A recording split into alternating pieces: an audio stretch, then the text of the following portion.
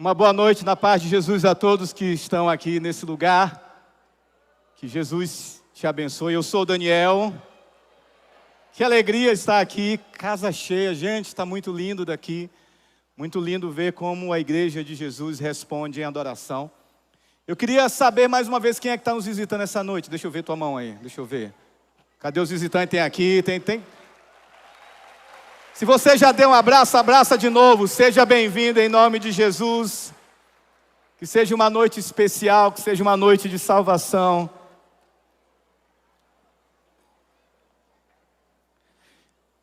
Se você trouxe a sua Bíblia, eu queria que você deixasse a sua Bíblia aberta no livro de Êxodo, no capítulo 12, por favor. Abra sua Bíblia aí no capítulo 12 do livro de Êxodo. E nós vamos caminhar meditando sobre algumas coisas nesse texto. Eu queria, antes de tudo, só chamar a sua atenção para algumas coisas aqui.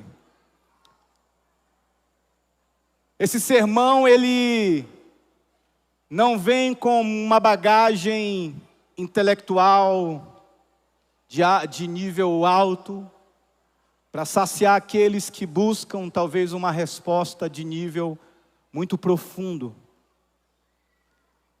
Esse sermão, ele não é para aqueles que talvez se consideram pessoas que só estão tentando, assim como somar, assim como 2 mais 2 é 4, para tentar encontrar a resposta às suas equações ou às suas perguntas, de maneira nenhuma. Esse sermão, ele vem com uma bagagem mais simples, como o Evangelho é simples. Esse sermão é para aqueles que, de algum modo, se encontram perdidos ou se veem como alguém que estão totalmente frustrados, que são incapazes, que são pecadores. Esse sermão, ele é para aqueles que se veem inadequados. Esse sermão é um convite para aqueles que se encontram nessa noite cansados, sobrecarregados. Esse sermão é para aqueles que buscam de fato alguma resposta num Salvador, em alguém que possa saciar e possa preencher o vazio mais profundo da sua alma. Se você é essa pessoa que se encontra aqui essa noite, esse sermão é para você, querido. Esse sermão, ele tem como objetivo revelar a grandeza e o amor de um Deus cheio de misericórdia e graça, que nos amou tanto ao ponto de dar seu único filho para morrer por nós na cruz do Calvário. E ele não só morreu, ele ressuscitou. É por isso que nós estamos aqui essa noite.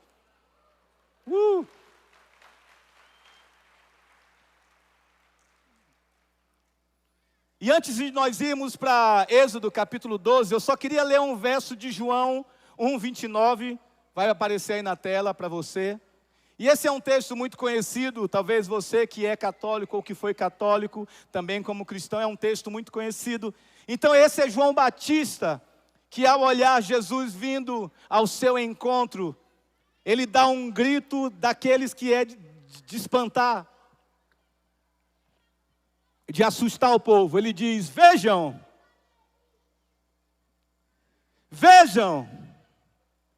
é o Cordeiro de Deus que tira o pecado do mundo. Imagina só a audiência de João Batista naqueles dias, ao exclamar dessa maneira.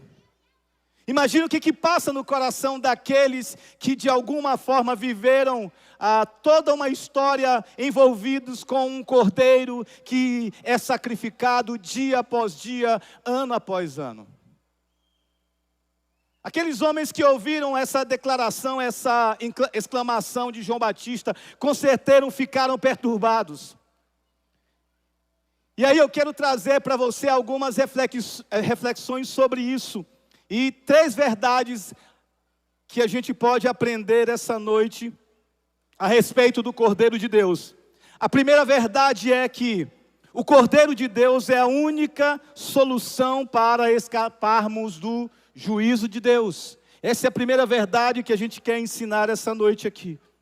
O Cordeiro de Deus é a única solução para escaparmos do juízo de Deus. A segunda verdade que eu quero trazer essa noite para a gente pensar é: o Cordeiro de Deus é a única solução para sermos libertos dos nossos pecados. É isso que João, ao declarar que Jesus é o Cordeiro que tira o pecado do mundo, ele quer dizer.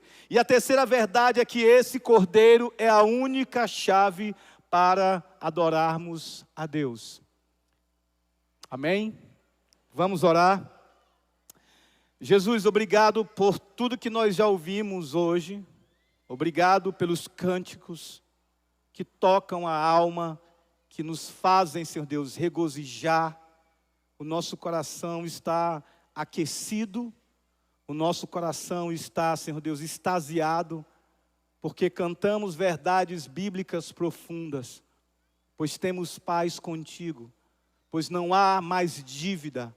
O nosso Senhor Jesus Cristo pagou todos os nossos pecados na cruz, e não há mais condenação para aqueles que estão em Cristo Jesus, Pai. Ó Espírito, que Tu venhas sobre nós essa noite e que Tu venhas com salvação sobre aqueles que ainda não Te conhecem, aqueles que vêm, que chegam aqui cheio de dúvidas, cheio de perguntas.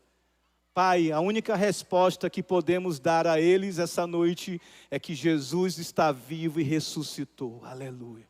Então fala aos nossos corações em nome de Jesus. Então, eu queria que você ficasse aí, abrisse sua Bíblia em Êxodo capítulo 12. E nós vamos contextualizar rapidinho o que está acontecendo aqui. Então, o povo de Israel está ali cativo há mais de 300 anos com o povo no Egito. Por causa de José, que anos atrás foi usado por Deus para livrar o povo de uma grande fome que atingiu aquele local. E esse povo então, esse povo judeu cresce, fica agora poderoso, e eles estão agora trazendo certa ameaça para o rei egípcio. E esse rei egípcio olha para o povo de Israel com certa desconfiança. E ele em suas neuras começa agora então ele fomenta um plano maligno para destruir o povo de Israel. Então ele começa já pensando, esse povo está crescendo muito, e se esse povo se unir com os nossos inimigos, eles vão virar-se contra nós. Então nós devemos fazer alguma coisa. Então eu vou decretar algo, assim diz o faraó, eu vou decretar que agora, a partir de agora, todo menino homem que nascer vai ser morto. Essa é a atitude desse rei faraó, maligna, uma atitude diabólica, de crueldade. Não só isso, ele começa então a oprimir o povo, ele começa agora a chicotear o povo, ele começa agora a ser um déspota sobre aquele povo, e aquele povo agora começa a sofrer de maneira destruidora. Eles estão alquebrados ali no Egito, eles não conseguem mais andar ou ter nenhum tipo de alegria, porque a sua vida agora se tornou de fato o pão que o diabo amassou, em termos atuais. E aquele povo começa então a gemer, e ele começa a clamar para que Deus venha, para que Deus haja, para que Deus de alguma forma se manifeste para trazer salvação a eles. Uma coisa que a gente já aprende aqui de cara, irmãos, é que o pecado faz isso na minha vida e na sua vida. O pecado, ele oprime, ele deprime, ele acaba conosco, ele tira a nossa paz. Mas Jesus veio para destruir as obras do pecado. O Cordeiro de Deus tem esse poder na minha vida e na sua vida essa noite, de destruir toda a obra do pecado e de fazer você e eu livres para a glória de Deus. E estava acontecendo isso. Então Deus levanta seu servo Moisés, chama Moisés numa experiência no Monte Sinai, a sarça arde, e aquilo chama a atenção de Moisés. Que coisa curiosa, essa sarça está queimando, mas não está consumindo. O que está acontecendo? E Deus fala, Moisés, tira tuas sandálias, porque onde tu estás pisando é lugar santo, terra santa. E Deus começa a falar, eu tenho um plano e você faz parte desse plano, Moisés. Você vai ser usado para libertar o meu povo da escravidão no Egito. Moisés então tem aquela discussão que você já conhece, mas no final Deus diz, vai que eu vou contigo. E Deus foi com Moisés de fato. E Deus então começa ali a humilhar o povo do Egito, derramar toda a sua fúria, toda a sua ira. E eu quero abrir um parênteses aqui. Hoje pela manhã alguém assistindo o culto, falando algo que é totalmente alguém que não conhece a palavra de Deus. Porque ele comentou que o Deus do Antigo Testamento não é o Deus do Novo Testamento. E que enquanto o Deus do Antigo Testamento era um Deus raivoso e irado, o Deus do Antigo Testamento é de amor. Mentira. O Deus do Antigo Testamento é o mesmo Deus do Novo Testamento. A Trindade estava agindo, porque tudo aquilo que o Pai faz, o Cristo faz. E o Espírito está agindo também. Então não existe essa diferença. Porque o Deus do Antigo Testamento é um Deus irado, um Deus... Não existe isso.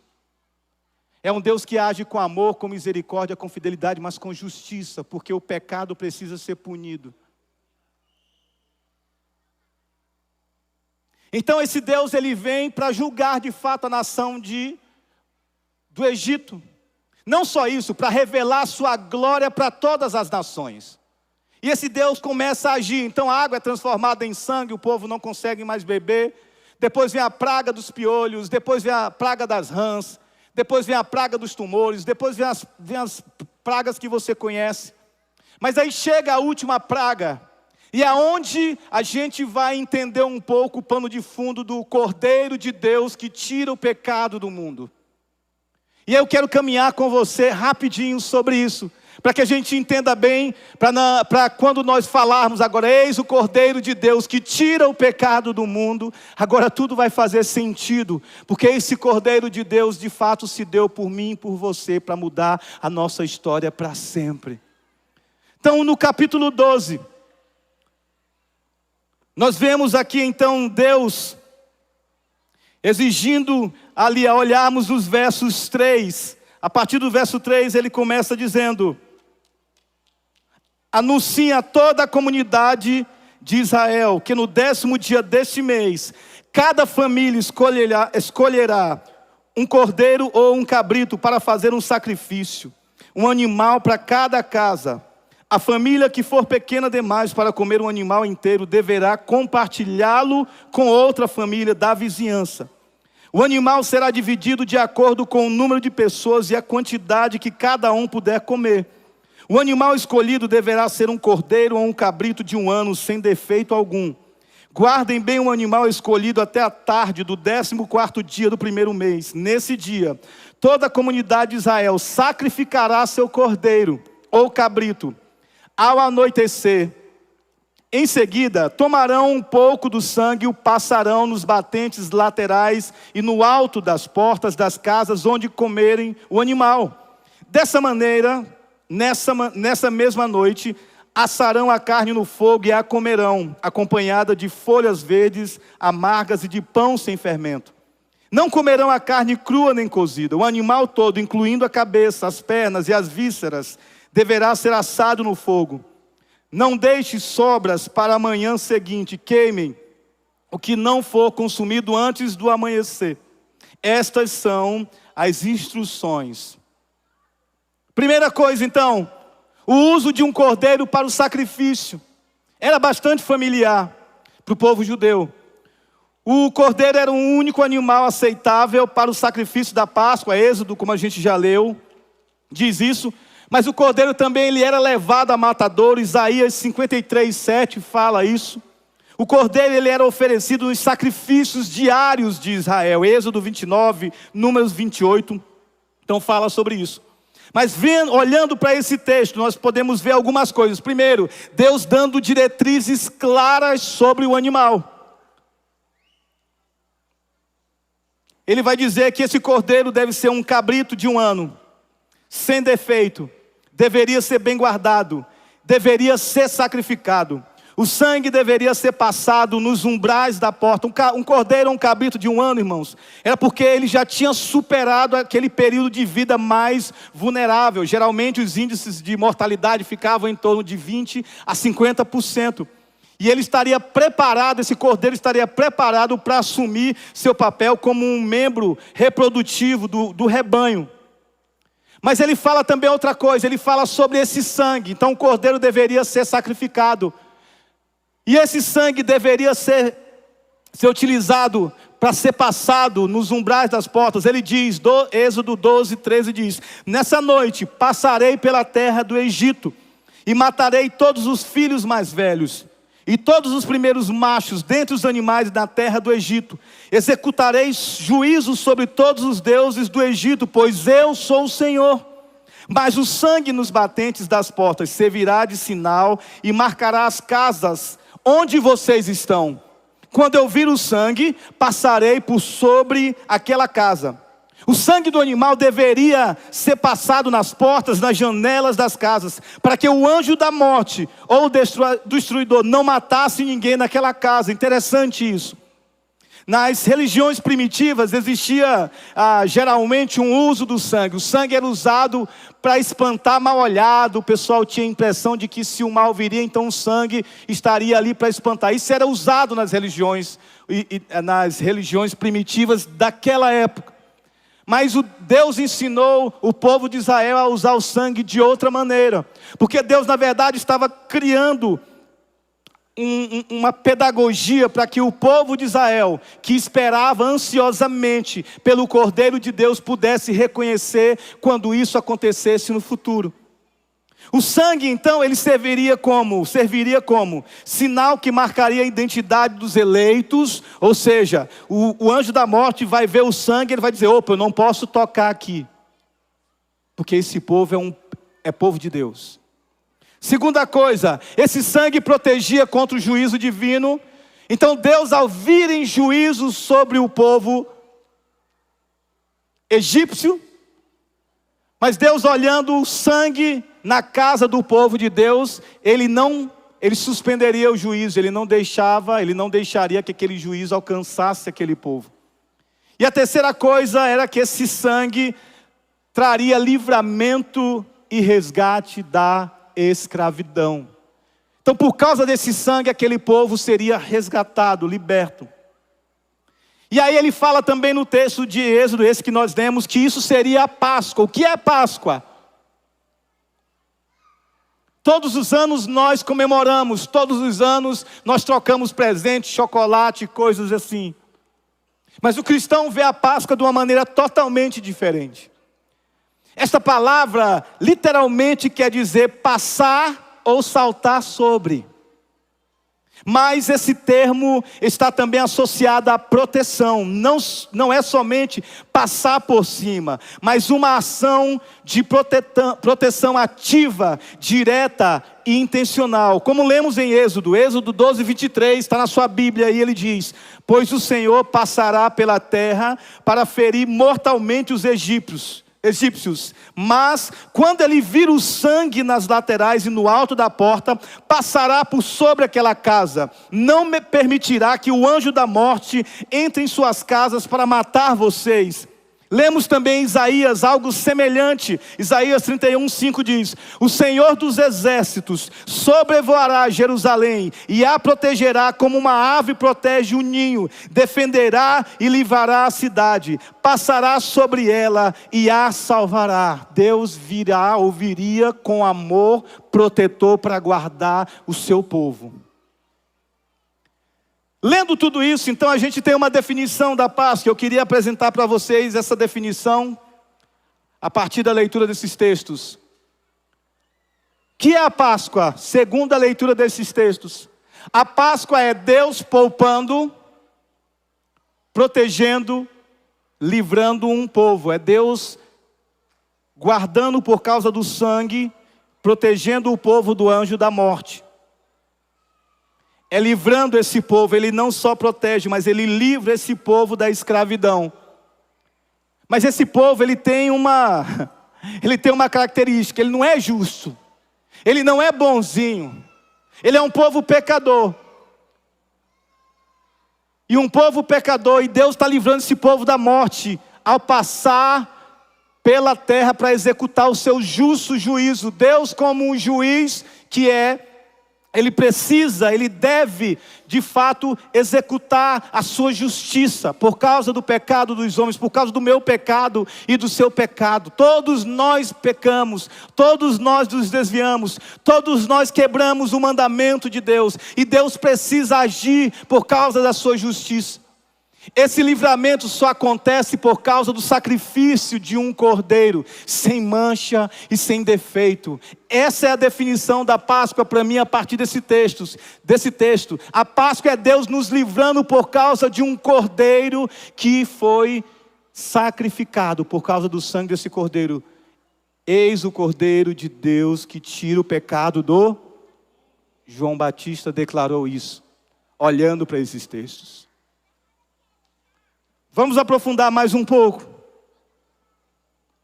E aí a partir desse momento agora são as 3 verdades que eu queria falar para vocês sobre a grande libertação de Deus. O Cordeiro é a única solução para escaparmos do juízo de Deus. Primeira verdade a partir desse texto. No contexto de Êxodo 12, Deus vem com juízo. Ele vem com toda a sua justa ira para punir o Egito. Como ele vem para punir os pecados, não há ninguém isento da sua justiça divina. A palavra de Deus mostra como nós somos pecadores. Não há um justo sequer, Romanos fala sobre isso. Deus mesmo declarou que nós somos pecadores. E os nossos atos de justiça, irmãos, sejam quais forem, seja o nosso melhor ato, aquilo que nos faz ser vistos, notados, aplaudidos diante da sociedade, para Deus isso vale nada. Porque não passou pelo Cordeiro de Deus que tira o pecado do mundo. Então Deus nos olha assim.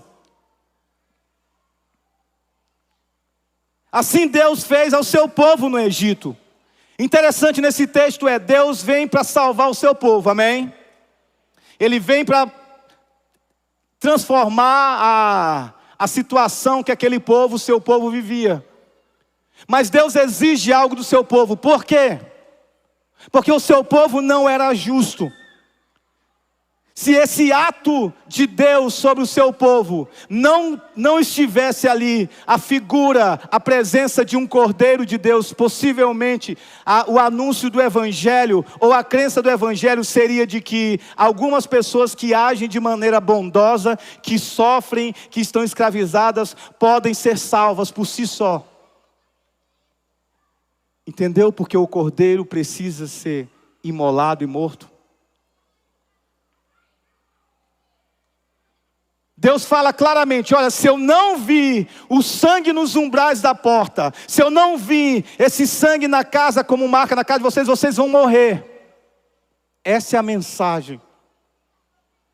Deus está dizendo, irmãos, que eu e você precisamos de alguém que seja justo, que seja santo, para nos poupar da sua justa ira.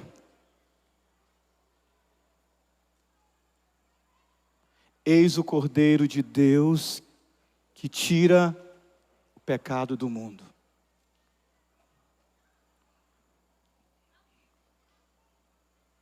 O Cordeiro é a única solução para escaparmos do juízo de Deus. O Cordeiro é, na verdade, um vislumbre de Jesus, o Cordeiro Pascal, que viria para nos resgatar.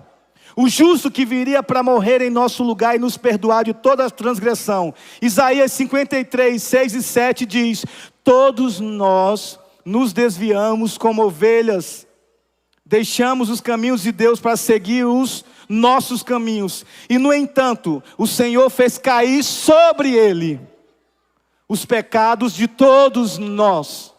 O Senhor fez cair sobre Cristo, o Cordeiro de Deus, os nossos pecados. Ele foi oprimido e humilhado, mas não disse uma só palavra. Foi levado como cordeiro ao matadouro, como ovelha muda diante dos tosqueadores, não abriu a sua boca. O que essa entrega nos possibilitou? A entrega do cordeiro, irmãos, nos possibilitou 2 coisas. Primeiro, perdão. Eu e você temos agora acesso ao perdão de Deus por meio da morte do cordeiro. Pois sem derramamento de sangue não há perdão. Hebreus 9:22 diz: Cristo, nosso Cordeiro Pascal, foi sacrificado. 1 Coríntios 5:7. João 1:29. Eis o Cordeiro de Deus que tira o pecado do mundo. Mas esse Cordeiro também nos proporciona paz. Por causa do Cordeiro de Deus, Deus suspende seu juízo e hostilidade para com o povo pecador. Ele se move agora em paz para com os seus. Portanto, Romanos 5:1 diz: portanto, uma vez que pela fé fomos declarados justos, temos paz com Deus por causa daquilo que Jesus Cristo, nosso Senhor, fez por nós. Aleluia! Por causa de Cristo, irmãos, eu e você agora temos acesso à paz com Deus. Aleluia! Paz com Deus, perdão de Deus. O Cordeiro é a única solução para escaparmos do juízo. Mas o Cordeiro também é a única solução para sermos libertos do pecado. Pois o Senhor passará pela terra para ferir mortalmente os egípcios. Mas quando ele vir o sangue nas laterais e no alto da porta, passará por sobre aquela casa. Não permitirá que o anjo da morte entre em suas casas para matar vocês. Assim como Deus livrou o povo hebreu de quem lhe escravizava, Deus assim, por meio de Cristo, nosso Cordeiro Pascal, nos livrou do domínio do pecado. O pecado para aqueles que creem em Jesus não tem mais domínio, irmãos. Vamos ler um texto, Romanos 6, 17 e 23, possivelmente vai aparecer aí na tela. Ouça isso.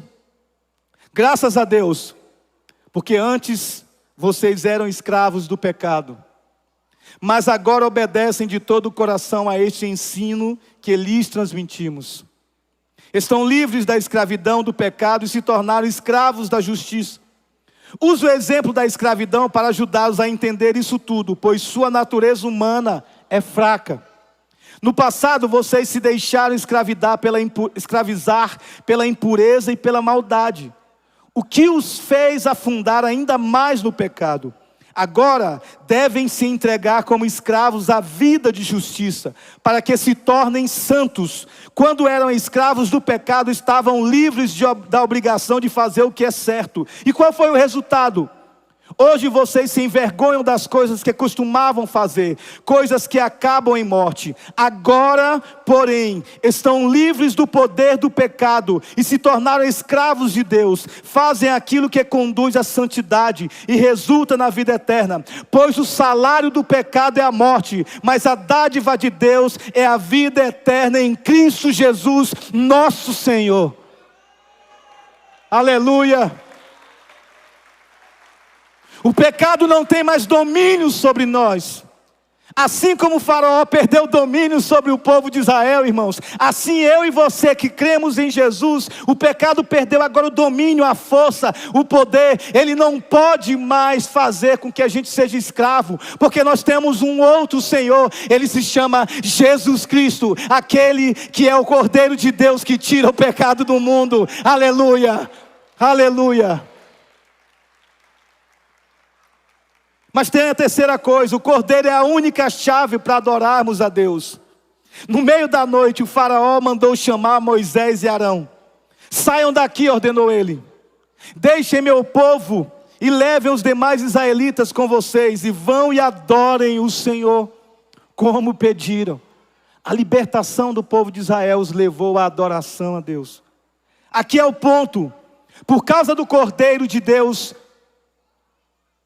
podemos adorar a Deus livremente, sem amarras, sem prisões. Nós adoramos a Deus com um coração cheio de gratidão, pois Ele veio ao nosso encontro e nos salvou, queridos. Ele veio ao nosso encontro, tão perto de nós como foi cantado.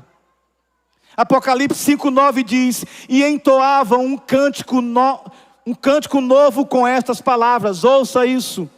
Tu és digno de receber o livro, abrir os selos e lê-lo, pois foste sacrificado e com teu sangue compraste para Deus pessoas de toda tribo, língua e nação. E cantavam em alta voz: digno é o Cordeiro que foi morto de receber poder, riqueza, sabedoria, força, honra, glória e louvor. Aleluia, o Cordeiro de Deus digno. Agora, diante de tudo isso, irmãos, só resta algo. Como é que podemos confiar e saber que o sacrifício de Cristo foi aceito? E como é que a gente pode saber que temos agora acesso a Deus? E como o sacrifício do Cordeiro é confirmado como aceito? Como é que podemos saber disso?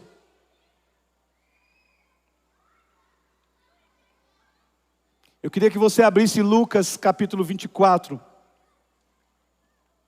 E a gente vai ler alguns versos.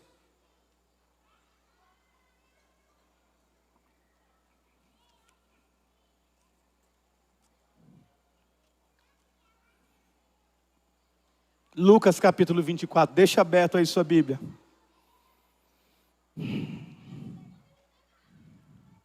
Como podemos saber que o sacrifício de fato foi aceito?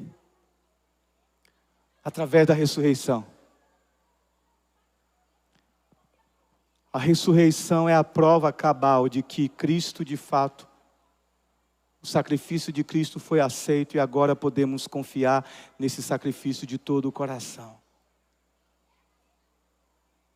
A ressurreição de Cristo é o maior evento, irmãos, da história da humanidade. A morte não pôde conter o nosso querido Salvador. E é interessante que a Escritura já falava sobre isso. Por exemplo, Salmo 16, verso 10 diz: pois tu não deixarás minha alma entre os mortos, nem permitirás que o teu santo apodreça no túmulo. 1000 anos atrás, irmãos, este salmo foi escrito. Pois tu não deixarás minha alma entre os mortos, nem permitirás que o teu santo apodreça no túmulo. Vamos para a leitura. Lucas 24 diz: no primeiro dia da semana, bem cedo, as mulheres foram ao túmulo, levando as especiarias que haviam preparado, e viram que a pedra tinha sido afastada da entrada. Quando entraram no túmulo, não encontraram o corpo de Jesus. Enquanto estavam ali, perplexas, 2 homens apareceram vestidos com mantos resplandecentes. As mulheres ficaram amedrontadas e se curvaram com o rosto em terra. Então os homens perguntaram, olha a pergunta dos homens, querido: por que vocês procuram entre os mortos aquele que vive? Ele não está aqui, Ele ressuscitou, aleluia, Ele ressuscitou, a morte não deteve, Ele está vivo. Paulo falando em 1 Coríntios capítulo 15, verso 17. E se Cristo não ressuscitou, a fé que vocês têm é inútil, e vocês ainda estão em seus pecados. Apocalipse 5:6 diz: então vi um cordeiro que parecia ter sido sacrificado, mas que agora estava em pé entre o trono e os 4 seres vivos, e no meio dele os 24 anciãos. Esse cordeiro que foi morto está ressuscitado e ressuscitou. Vejam, é o Cordeiro de Deus que tira o pecado do mundo, anunciou João Batista. Algumas implicações para nós nisso. O que isso então significa 2000 anos depois, irmãos? O que significa isso para mim e para você?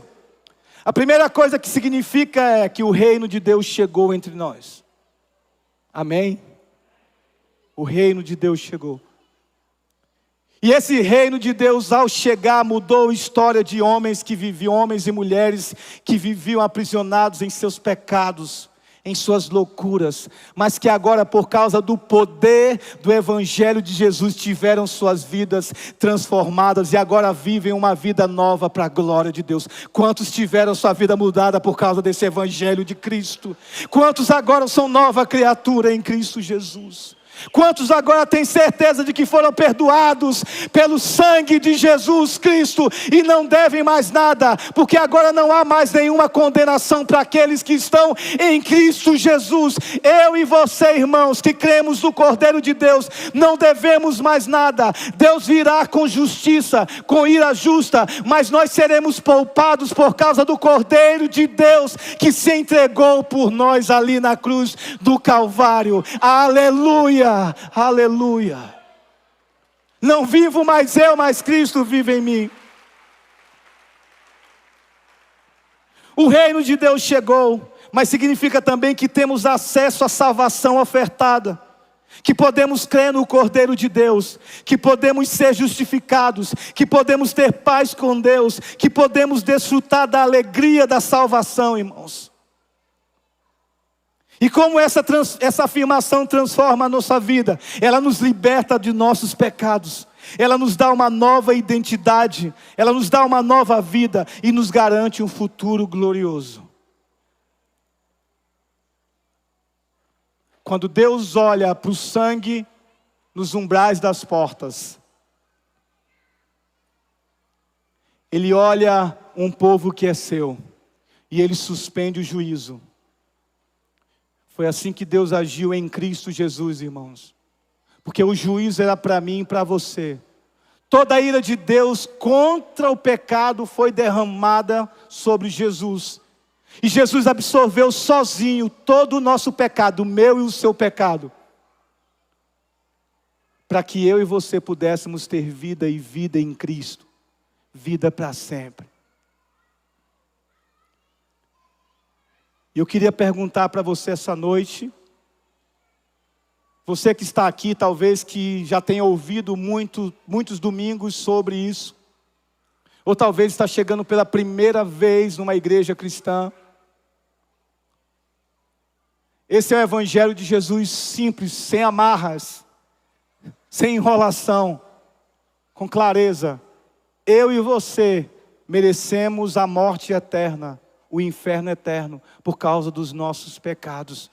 Mas Deus, que é misericordioso e cheio de amor, irmãos, Ele proveu o Cordeiro de Deus que tira o pecado do mundo. Eis o Cordeiro de Deus que tira o pecado do mundo. E esse Cordeiro não está morto, Ele está vivo. Jesus ressuscitou e agora podemos cantar. Porque Ele vive, posso crer no amanhã. Porque Ele vive, temor não há, mas eu sei que a minha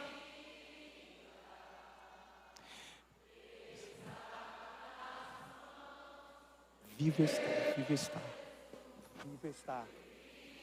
está. Porque Ele vive, porque Ele posso crer no amanhã, porque Ele temor não há.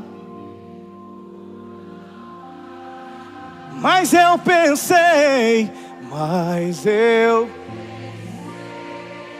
eu sei que a minha vida está nas mãos.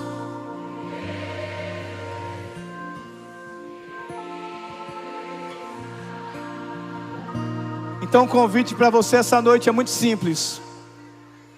Quantos querem crer no Cordeiro de Deus que tira o pecado do mundo e viver uma nova vida? Se você quer crer, levanta a sua mão e diga: eu quero reconhecer Jesus como meu Salvador. Vem para cá para frente, vem. Se você crer em Jesus essa noite, eu digo: eu não quero mais ser escravo do pecado. Eu não quero mais ser escravo da ira. Eu não quero mais ser escravo das minhas compulsões. Eu quero ter uma vida nova. Se você quer ter essa vida nova, então vem para Jesus, aleluia, amém, amém. Pode aplaudir, querido, pode vir, vem. É hoje, querido, é hoje, é hoje, é hoje, é hoje. Pode vir, pode vir. Vem crer em Jesus para a vida eterna, querido. Aleluia, aleluia, bem-vindos, bem-vindos. Pode vir, pode vir. É o chamado de Deus para você. Venha mudar de vida com Jesus. Pode vir, aleluia. Pode aplaudir, querido. Pode aplaudir, querido. Pode vir, aleluia. Corre, corre. Eis o Cordeiro de Deus que tira o pecado do mundo. Jesus quer mudar a sua história, irmão, para sempre, querido. Jesus quer mudar a sua vida para sempre. Pode vir, pode vir. Pode vir, é teu dia, é dia de salvação. Assim como Ele mudou a minha história, assim como Ele mudou a história de muitos aqui, Ele quer mudar a sua história também. Ele quer te dar um novo começo. Ele quer te dar uma vida eterna com Ele, porque Ele pagou todos os seus pecados. Aleluia. Tem mais alguém ali aceitando Jesus? Aleluia. Pode aplaudir, querido. É festa, é festa.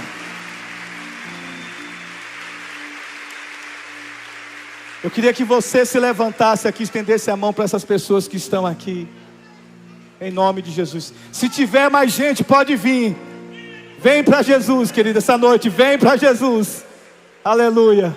Tem mais um aqui. É isso? É isso? Pode vir. É noite de salvação. Então vem para Cristo essa noite. Vem assumir um compromisso de andar com Ele. Aleluia.